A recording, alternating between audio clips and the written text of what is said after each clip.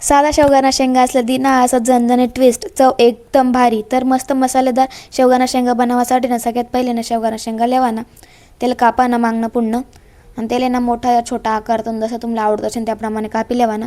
सगळ्या शेंगा मी तसंच कापी लिहिनात मोठा मोठा आकारातून आणि त्यांना साल काढी लेवा ना. सगळ्या शेंगांना साल काढीशीन वहिनात ना त्याला एक पाणीमध्ये धुई लेवा ना.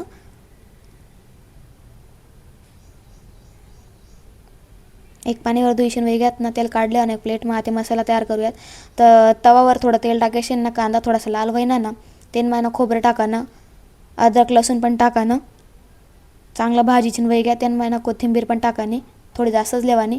तिले पण ना थोडीशी भाजीची वेगळे ना टमाटर पण लिहा. एकच टमाटर लिहा. त्याला जाड जाड कापिशीन ना त्याला पण थोडंसं भाजा ना कारण तो कच्चा नको लागाले म्हणून. त्यानंतर सगळा मसाला मस्तपैकी मिक्सरमध्ये फिरायला आणि थोडं थोडं पाणी टाकीशीन. त्यानंतर एक साईडला ना पाणी गरम करायला ठेवतं मी. थोडं हळद आणि मीठ टाकीशीन ना 4-5 मिनटासाठी मी ना शेंगा उकळली ना म्हणजे छान असा शिजून जात असते. शिजाळीशी वेगळ्यात ना त्यानंतर कढईमध्ये तेल टाका. तेल गरम व्हाय ना त्यामध्ये जिरं मोहरीने कडकडीत अशी फोडणी देवानी. त्यानं मग कढीपत्ता आणि जो आपण मसाला बनावा ना तो टाका ना मस्त मिक्स करा. मसाल्याला तेल सुटायला लागे ना त्यानं मग थोडी चटणी टाका आणि जिथलं तुम्हाला तिखट लागत असेल ना त्याप्रमाणे.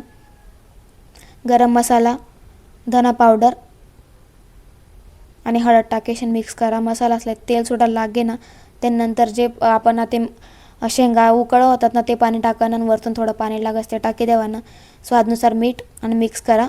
पाणी उकळी होऊन ना त्यानंतर शेंगा टाकी द्यावा ना आणि छान असं बारीक गॅस उकळू द्यावा ना जोपर्यंत छान असं शेंगा पण शिजत नाहीत आणि छान भाजी होत नाही. मस्तपैकी तर्रीदार भाजी रेडी आहे. तुम्हाला कसं सोबत आवडत नक्की कमेंट करा. भात सोबत, भाकरी सोबत या पोळी सोबत. मला तर भात सोबतच आवडत कारण मी भात लवर आहे.